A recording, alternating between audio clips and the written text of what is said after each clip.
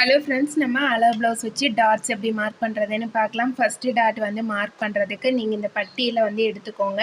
நமக்கு இந்த ஃபஸ்ட் டாட்டோட அளவு எங்கே வருதோ அந்த இடத்துல மார்க் பண்ணிக்கோங்க. இந்த சைடில் ஒரு 1/4 இன்ச் அளவுக்கு மட்டும் விட்டுருங்க. விட்டுட்டு அதுக்கடுத்து நம்ம இது எந்த இடத்துல வருதோ அந்த இடத்துல ஒரு மார்க் பண்ணிடலாம். அடுத்தது உள் பக்கமாக திருப்பி விட்டுட்டு இந்த பிசிறு இருக்குது பார்த்தீங்களா, இதை இப்படி எடுத்துகிட்டு இந்த பிசிறு வந்து இந்த இடத்துல இருந்து எவ்வளோ தூரம் வருதோ அந்த இடத்துல ஒரு மார்க் பண்ணிடலாம். நெக்ஸ்ட் வந்து பார்த்திங்கன்னா இதிலேருந்து திருப்பி இன்னொரு மார்க் வந்து பண்ணுறேன்.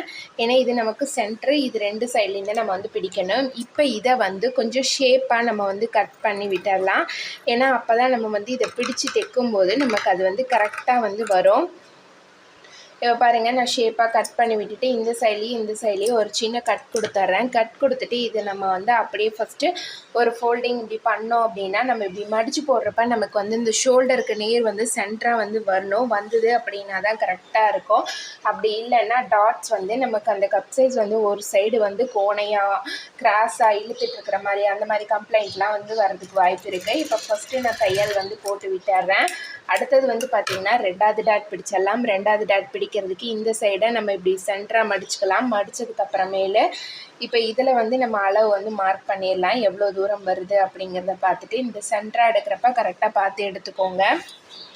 அதே மாதிரி கொக்கி பக்கத்தை எடுத்து இந்த கொக்கி பக்கத்தில் இருந்து நம்ம ஒரு 1/4 இன்ச் அளவுக்கு மட்டும்தான் இந்த சைடில் விடணும். நம்ம வந்து பிடிச்சி தைக்கிறதுக்காக. அடுத்து இதையும் வச்சு இப்படி பார்க்கணும், இந்த டிஸ்டன்ஸ் வந்து கரெக்டாக இருக்கா அப்படின்னு. இந்த ஃபஸ்ட்டு டாட்டுக்கும் செகண்ட் டாட்டுக்கும் இருக்கிற டிஸ்டன்ஸ் வந்து கரெக்டாக இருக்கா அப்படிங்கிறத வந்து செக் பண்ணிக்கணும். இப்போ இன்னும் கொஞ்சம் நான் இதை வந்து கீழே இறக்கிக்கிறேன்.